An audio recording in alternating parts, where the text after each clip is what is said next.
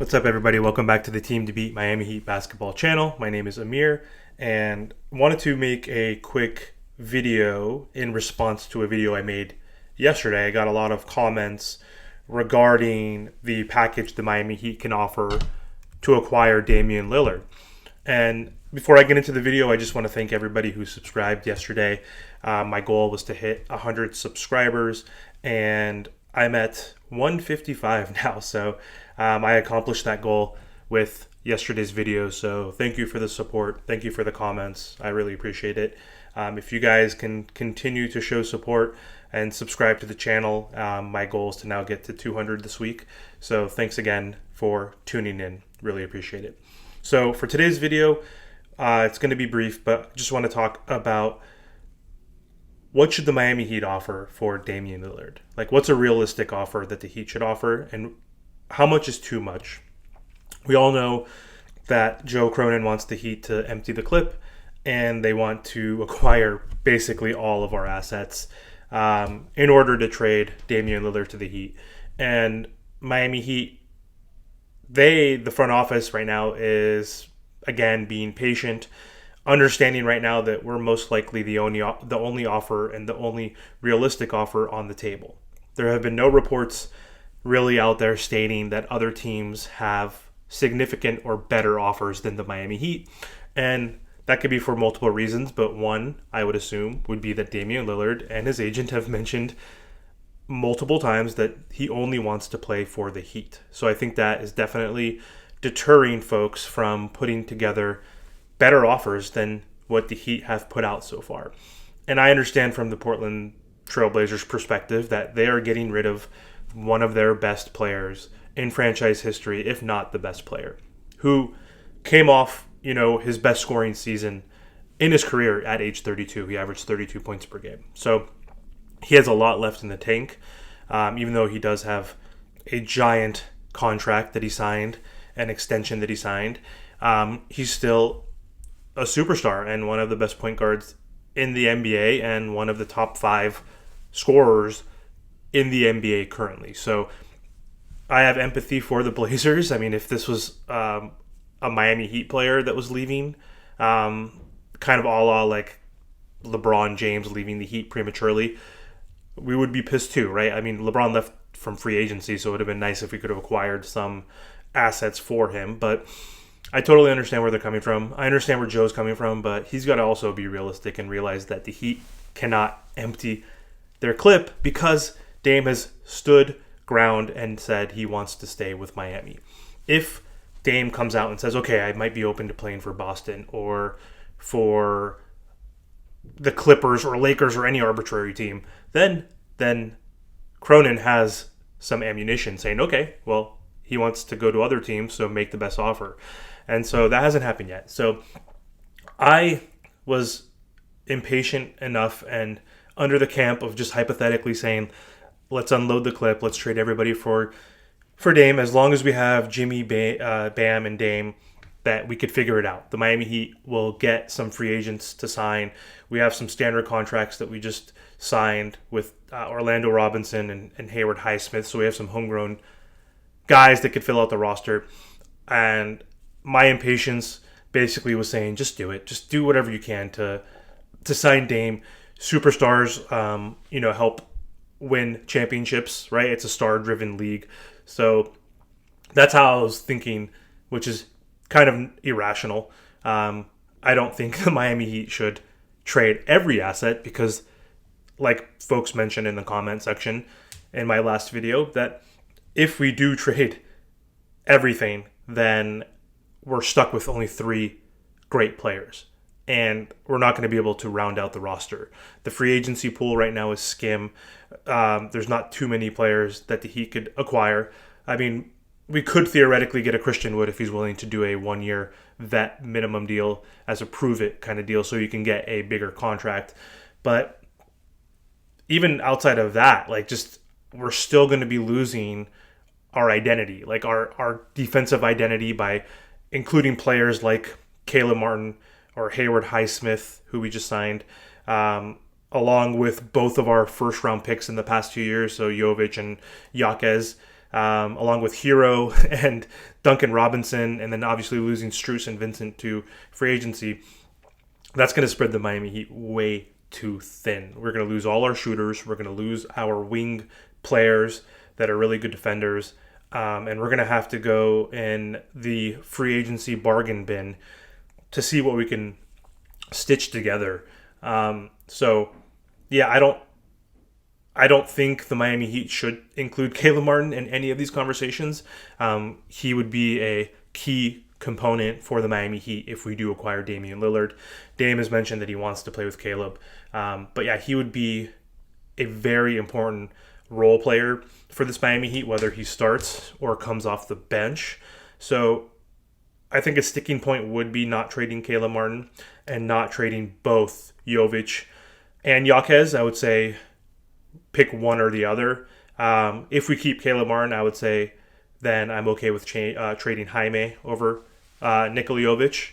But then I'm also not okay with trading both Duncan Robinson and like a Kyle Lowry. So again, depth would be a huge issue for the Heat. So one thing I want to go over real quick is Miami Heat insider from the 5 Reasons Sports Network, Greg Sylvander, tweeted out what he predicts will be the final package for Damian Lillard and what it will look like. Well, first of all, right now we know that what's on the table that the Miami Heat have offered and why there's a stalemate is they're offering 3 first-round picks, Tyler Hero, who will be traded to another team essentially for another pick, and Duncan Robinson so far.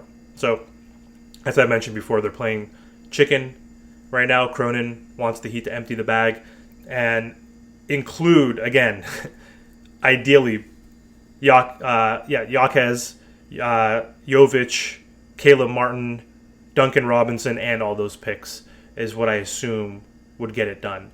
And I think the Heat are just holding on to hope, and they're going to play the waiting game as well.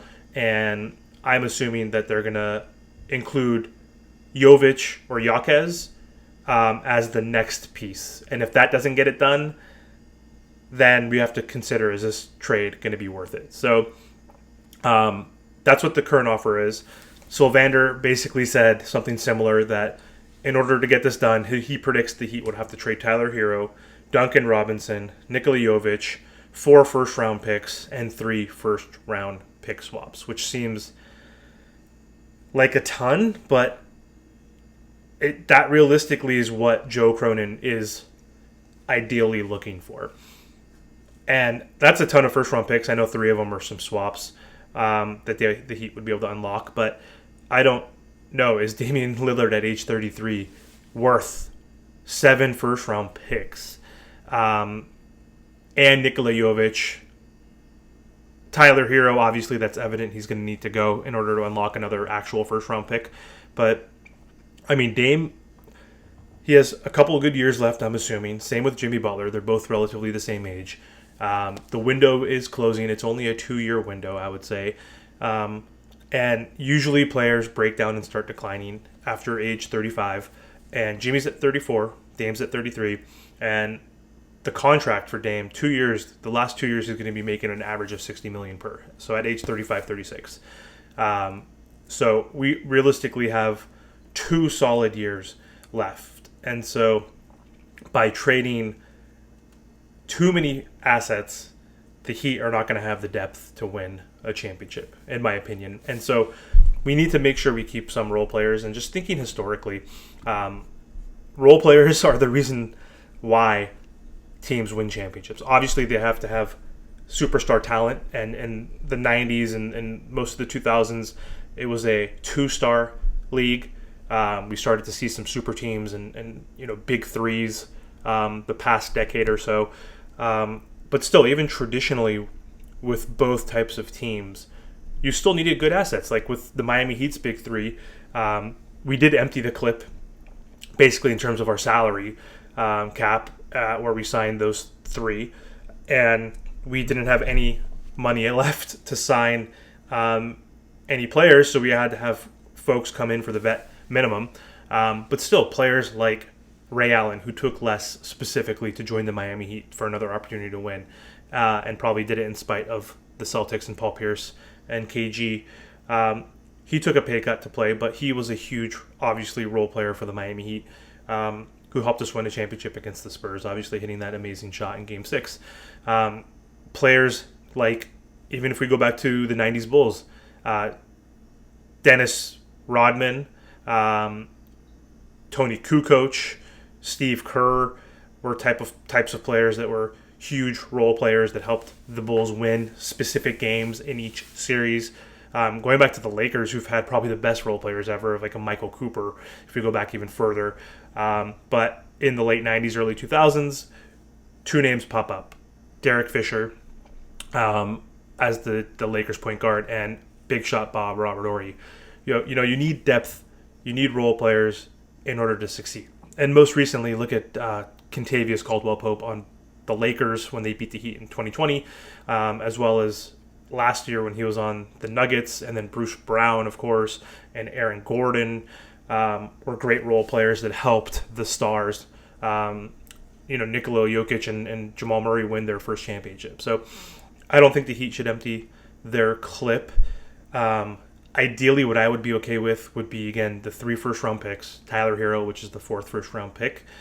I would want to keep Duncan Robinson personally, because I think him playing with Damian Lillard would be amazing. The gravity that those two guys would create, and the ability to spread the floor.